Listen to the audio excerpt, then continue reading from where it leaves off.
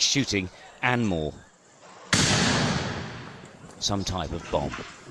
Remarkably, the staff keep moving forward trying to find the killer. Total disregard for their own safety.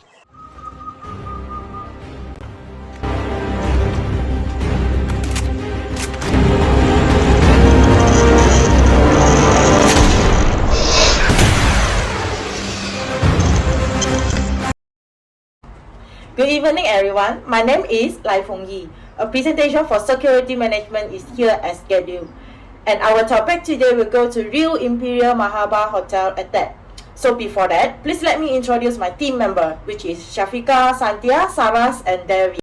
Hi, Assalamualaikum. My name is Nur Shafika binti Kahar. Hi, I'm Santia. Good evening everyone, my name is Saraswati Devi. Hi everyone, my name is Devi Karni Kumara. Alright, so thanks again to my team member for introducing themselves. And now we're going to start our presentation.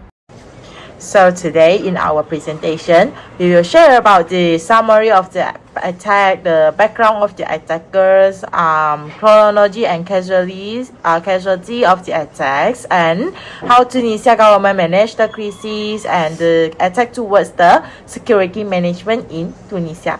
And now we're going to talk about the summary of the attack.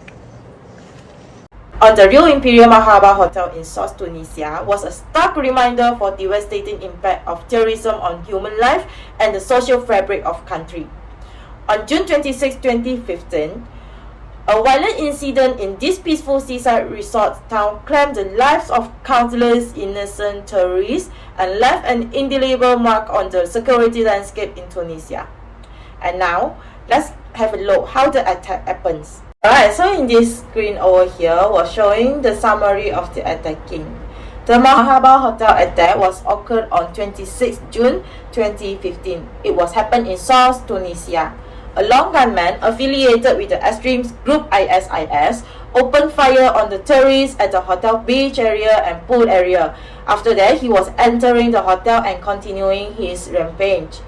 The attack resulted in the tragic death of 38 people. Mostly was tourists and numerous of injuries. Tunisian security force responded swiftly, engaging the attacker and ultimately killing him.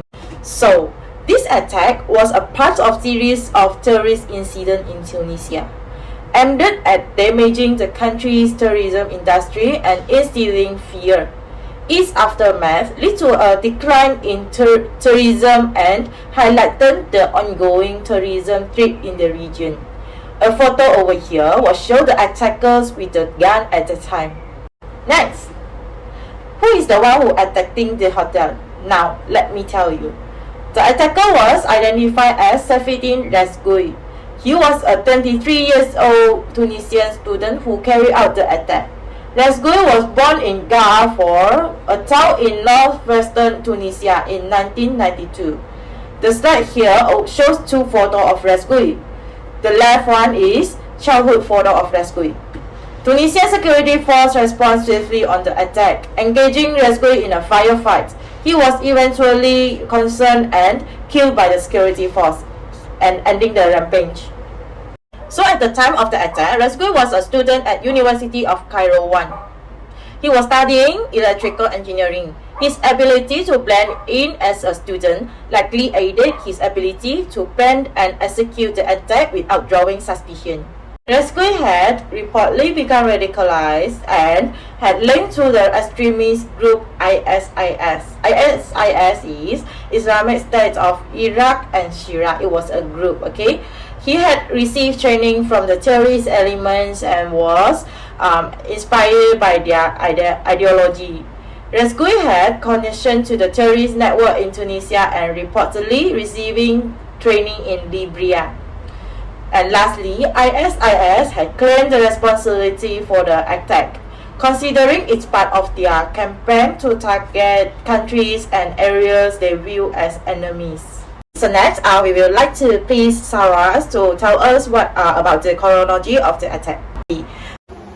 The map on the slide showing the line of attack in RIU Imperial Marhaba Hotel. Secondly, the chronological overview of the hotel attack.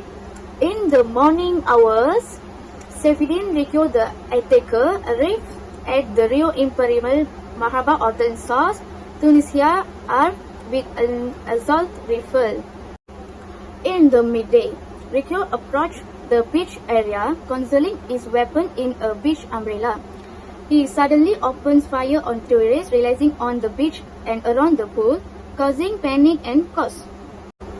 After firing on the beach, he continues his attack. Entering the hotel premise, he shot and gas indiscriminately, creating a trail of concealing in hallways, lodges, and another public space. After that, he takes hostage within the hotel, intensifying the grease. Tunisian security force responds swiftly to the scene and engaged recruits in a gunfight. Imperial Marhaba Hotel attack in Sousse serves as a tragic reminder of the impact of terrorism on innocent lives and the challenge faced by countries in countering such threats. Hi everyone, my name is Devi Kumaran. A total of 38 people were killed in the RIU Imperial Marhaba Hotel's attack. The victims were mainly foreign tourists enjoying their holidays at the hotel's beach and pool areas. The attack left dozens injured. Many were once killed in the attacker's shooting. So over here, I would like to talk about the casualty of the attacks. The attacks firstly opened fire on tourists relaxing by the beach and pool area of the hotel. The sudden and unexpected actual lead to immediate casualties as people try to flee and take cover. After attacking the beach area, rescue continued his rampage within the hotel premise, targeting guests in hall walls, lodge, and other public areas. The result in further casualties as he moved through the building. As rescue took hostage within the hotel, the situations became more dangerous. Hostages were at risk of harm or death, or any potential rescue attempts could have led to additional casualties. Tunisian security force engaged in a shootout with rescue when they arrived. However, a firefight may result in guests being injured or killed. The attackers was eventually shot dead by security force. However, in gunfight, there may be casualties among the security force. The casualties of the attack were numerous, including facilities from direct gunshot, charter conditions, engagement with security force, and the overall impact of the victim, their family. Okay, next, in the slide, we can saw some of the people involved in the attacks. The left photo, John Stoker and his wife Janet. They are British tourists were among the victims of the attacks. They are lost their life during the rampage at the hotel. The middle photo shows grandfather Charles Patrick Evans, Joy Richard, 19, and his uncle Adrian Evans. Owen Richard tried to protect his grandfather Charles Patrick Evans' attempt to escape the attacker, first the victim at the beach hotel. Adrian Evans and Owen's brother Joe Richard were all shot dead at the beach. The right-hand side, and Danish and Ellen, British tourists who were also killed during the attacks. The couple was on vacation at the hotel and their lives were cut short in the tragic event of that day. Good evening everyone, I'm Santia. I'm going to tell to you how the Tunisia government to manage the crisis during and after the attack. The first is immediately safety to respond on a side, and this is critical to controlling the situations and encouraging the attacks and minimizing further of casualties, and this ensuring of this commitment to the safety of the citizen and of tourists. And the government then have coordinated worries to information and emergency and a service including of the media personnel and the law enforcement and the crisis to manage the meetings and provide to media assistance of the transport to ensure it to the hospital. And this is enabled to the more and effective response of casualties. And subsequently, this is This Tunisia's government committed with the relevant to international organizations and thoughts to international commitments, and the government seeks to effectively managing that of crisis insurance and the safety of operation and provide to accurate information to all the participants included. The Tunisian Prime Minister had to announce it that such a case was not occur, and the government has taken to ensure to deal with the aftermath, and this including implementing the safety measures in the tourism areas and working with the tourism industry of six stakeholders and working to a restaurant of confidence to amounts to tourists to encourage things. Next, we have to place to Shafika to present this impact of the attack. Here are some impact of the RIU Imperial Marhaba hotel attack on security management in Tunisia. The attack had a significant impact on the Tunisia economy because of tourism. Declining tourism revenue have led to economic challenges, including job losses and reduced foreign exchange earnings. Next, the attack highlights the weakness of Tunisia's security and raised awareness of the need for more effective counter-terrorism measures. The incident served as a reminder to security agencies of the importance of intelligence sharing and cooperation. Next slide. After the attack, the Tunisia government was forced to tighten security measures in tourist destinations.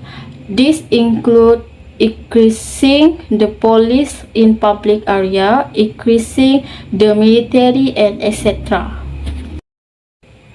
The attack prompted Tunisia government to enact new counter-terrorist legislation and provide security forces with greater authority to combat terrorists.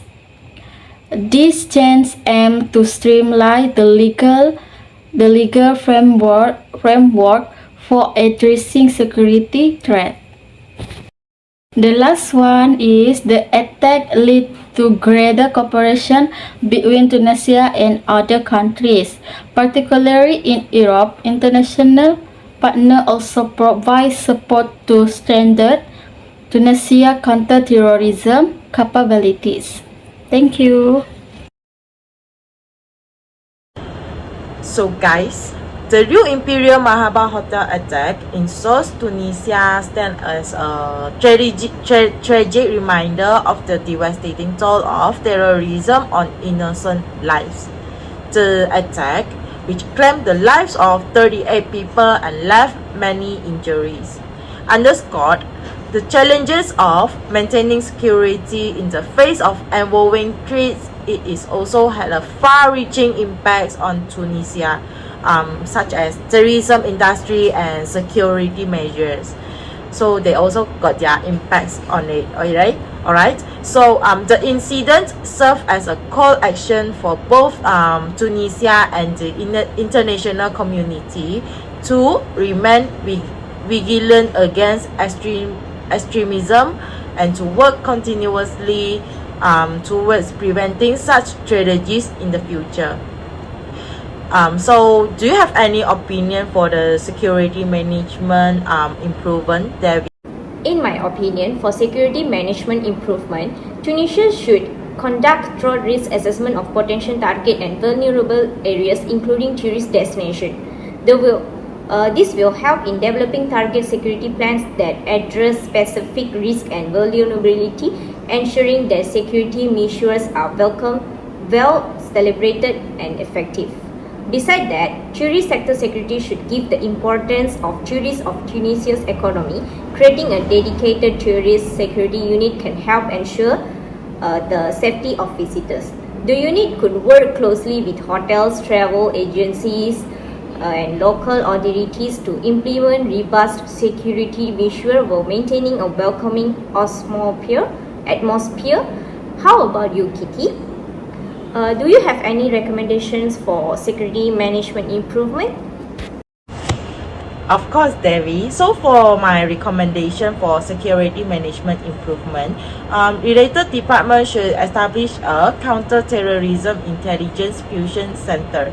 So for this center, will serve a hub for collecting, analyzing, disseminating intelligence related to terrorism and extremist activity.